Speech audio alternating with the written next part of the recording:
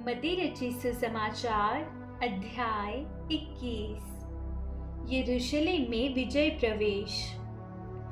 जब वे यरूशलेम के निकट पहुंचे और जैतून पहाड़ पर बेतफगे के पास आए तो यीशु ने दो चेलों को यह कहकर भेजा, सामने के गांव में जाओ।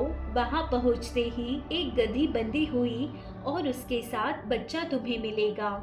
उन्हें खोलकर मेरे पास ले आओ। यदि तुमसे कोई कुछ कहे तो कहना कि प्रभु को इनका प्रयोजन है, तब वह तुरंत उन्हें भेज देगा। यह इसलिए हुआ कि जो वचन भविष्यवक्ता के द्वारा कहा गया था वह पूरा हो। सियोन की बेटी से कहो, देख तेरा राजा तेरे पास आता है। वह नम्र है और गधे पर बैठा है, वरन लादू के बच्चे पर। चेलों ने जाकर जैसा यीशु ने उनसे कहा था वैसा ही किया और गधी और बच्चे को लाकर उन पर अपने कपड़े डाले और वह उन पर बैठ गया।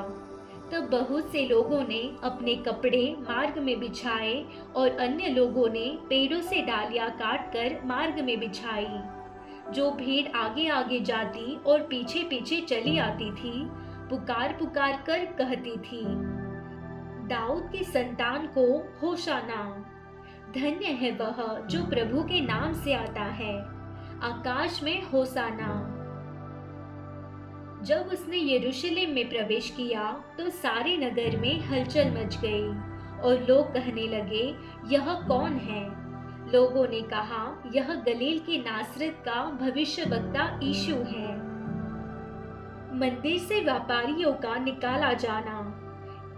यीशु ने परमेश्वर के मंदिर में जाकर उन सब को जो मंदिर में लेन देन कर रहे थे निकाल दिया और सर्राफों के पीढ़े और कबूतर बेचने वालों की चौकियां उलट दी और उनसे कहा, लिखा है, मेरा घर प्रार्थना का घर कहलाएगा, परंतु तुम उसे डाकुओं की खोह बनाते हो।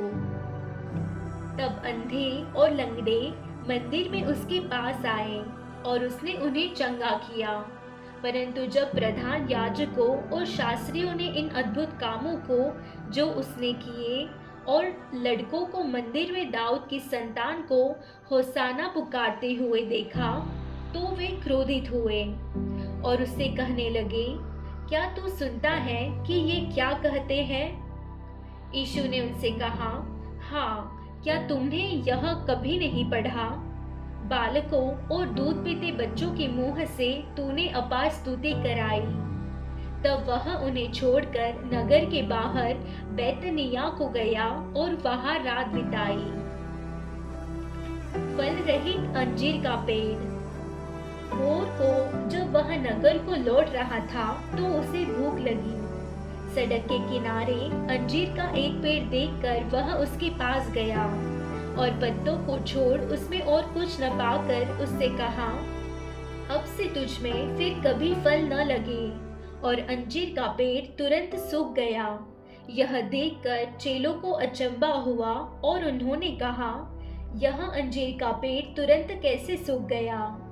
यीशु ने उनको उत्तर दिया, मैं तुमसे सच कहता हूँ, यदि तुम विश्वास रखो और संदेह न करो तो न केवल यह करोगे जो इस अंजीर के पेड़ से किया गया है, परंतु यदि इस पहाड़ से भी कहोगे, उखड़ जा और समुद्र में जा पड़, तो यह हो जाएगा। और जो कुछ तुम प्रार्थना में विश्वास से मांगोगे वह सब तुमको मिलेगा।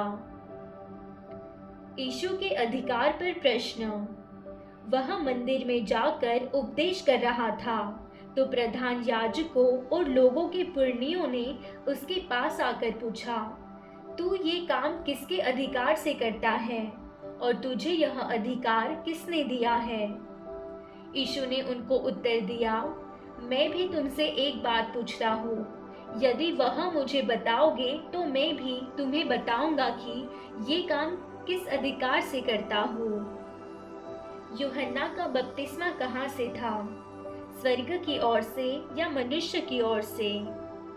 तब वे आपस में विवाद करने लगे। यदि हम कहें स्वर्ग की ओर से तो वह हमसे कहेगा, फिर तुमने उसका विश्वास क्यों न किया? और यदि कहें मनुष्यों की ओर से, तो हमें भीड़ का डर है, क्योंकि वे सब यूहन्ना को भविष्यवक्ता मानते हैं। अतः उन्होंने यीशु को उत्तर दिया, हम नहीं जानते। उसने भी उनसे कहा, तो मैं भी तुम्हें नहीं बताता कि ये काम किस अधिकार से करता हूँ। दो पुत्रों का दृष्टांत। तुम क्या सोचते हो? किसी मनुष्य के दो पुत्र थे। उसने पहले के पास जाकर कहा, हे पुत्र, आज दाख की बारी में काम कर। उसने उत्तर दिया, मैं नहीं जाऊंगा, परंतु बाद में पछता कर गया। फिर पिता ने दूसरे के पास जाकर ऐसा ही कहा। उसने उत्तर दिया, जी हाँ, जाता हूँ, परंतु नहीं गया। इन दोनों में से किसने पिता की इच्छा पूरी की? उन्होंने कहा, पहले ने। यीशु ने उनसे कहा, मैं तुमसे सच कहता हूँ कि महसूल लेने वाले और वेश्याएं तुमसे पहले परमेश्वर के राज्य में प्रवेश करते हैं।